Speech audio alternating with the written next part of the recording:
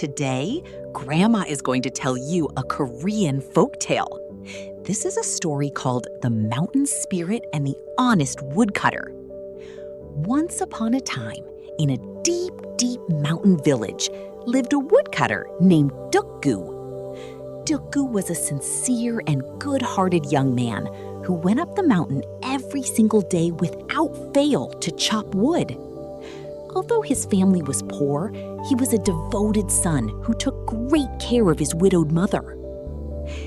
Heave-ho! If I just chop this one today, I can buy my mother some sweet honey skein. Wiping the sweat from his forehead, Duk-gu swung his axe vigorously at a large tree next to a pond. But perhaps he swung it too hard? The axe slipped from his hands and splash! Fell right into the deep blue pond. Oh, my axe! That's my family's entire fortune! Duk-gu collapsed by the pond and began to weep bitterly. Oh no, now I can't chop wood. How will I provide for my mother? Axe, where did you go? As Duk-gu's tears fell drip-drop into the pond, the water suddenly began to glow softly and bubble up. Then, from within a blinding mist, a mountain spirit with a white beard stretching down to his chest rose up. Ahem! Who is shedding such sorrowful tears before this sacred pond? Startled, Duk-gu bowed flat on the ground. Mountain spirit, I was chopping wood and accidentally dropped my one and only iron axe into the water. Please help me. The mountain spirit smiled benevolently and stroked his beard. Ho ho, you are a woodcutter with deep filial piety. Wait just a moment. I shall find your axe for you. The mountain spirit reached deep into the pond and brought out a gleaming golden axe. It caught the sunlight and poured dazzling golden rays in all directions. Now, is this golden axe, shining brightly and the most precious in the world, your axe? Duk-gu felt as if he might go blind, but he gulped and answered honestly. No, mountain spirit, my axe does not shine like that.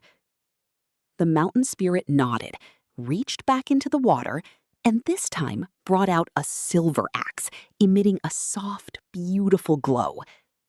Then is this silver axe, as white and lovely as the moonlight, your axe? Duk-gu shook his head again. No, that is not my axe either. Finally, the mountain spirit brought out a chipped, rusted, and worn-out iron axe. Duk-gu was so happy he jumped up. That's it! That old iron axe is my axe! Thank you, mountain spirit! The mountain spirit laughed heartily and clapped his hands. Ho, ho, ho! What a truly honest young man you are! You were not blinded by wealth and did not tell a lie, which pleases me greatly. I am moved by your honesty. So as a reward, I shall give you both the golden axe and the silver axe. The rumor that Duk-gu became a rich man overnight by receiving a golden and silver axe thanks to his honesty spread throughout the whole village in an instant. Hearing this news, the greedy rich man Kim from the neighboring village was so green with envy that he couldn't sleep. What? That pauper Duk-gu got a golden axe and a silver axe? If he can do it, why can't I? I must go to that pond right away. Rich man Kim ordered his servants to get the biggest and heaviest iron axe from the market, and huffing and puffing, he headed to the mountain pond. As soon as he arrived at the pond's edge, he chucked the perfectly good axe right into the middle of the pond. Oh no! My axe! If I don't have that axe, my household will go completely bankrupt. Mountain spirit, please save me. Rich man Kim began to pound the dirt by the pond and squeeze out fake tears. A moment later, sure enough, a thick mist covered the area and the mountain spirit appeared. However, this time, the mountain spirit's expression was very stern. What is the matter this time?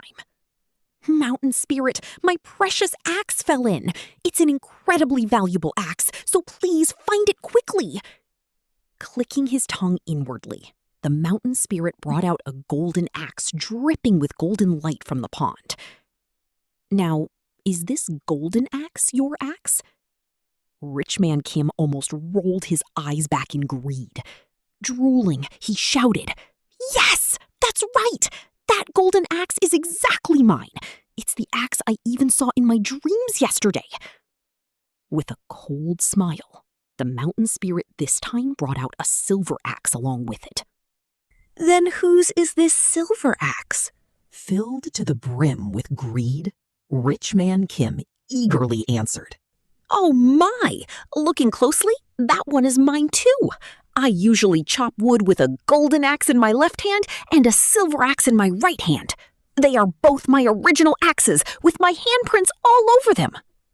At Rich Man Kim's brazen lies, the Mountain Spirit's white beard trembled with rage. The sky grew dark and a freezing wind began to howl. "You scoundrel! How dare you deceive a sacred mountain spirit and covet riches? I will show you how terrifying the price of your greed is." Only then did Rich Man Kim get scared and beg profusely on the ground. "Oh, Mountain Spirit, I was wrong. I won't take the golden or silver axe. Just please give me back my iron axe." Then the Mountain Spirit thundered at him. Don't even think about returning empty-handed. I will give you special axes perfectly suited for your greed. When the Mountain Spirit struck the ground with his staff, thump, two large axes rose from the water with a poof sound. However, the appearance of these axes was very peculiar. One was a mud axe smeared with honey, and the other was a frozen solid ice axe. Here, this is the mud axe, as sticky as your greed, and the ice axe as cold as your conscience. I will confiscate the real iron axe, so carry these two heavy axes in your hands and go. What?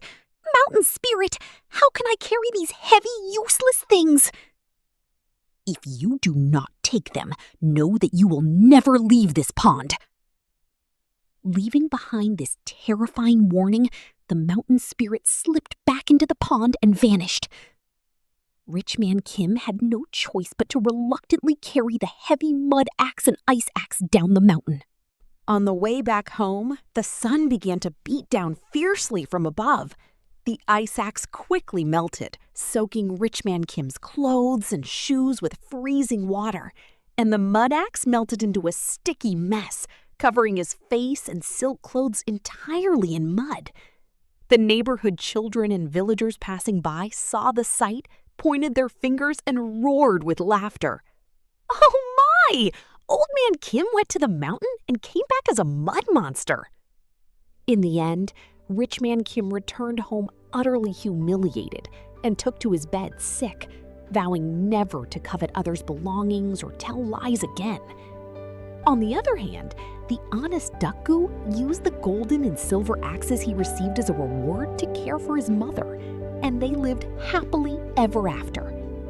The lesson: if you covet what belongs to others and tell lies, you will lose even what you already have. Let's promise to always be honest and hardworking like Duk-gu. The end of today's story.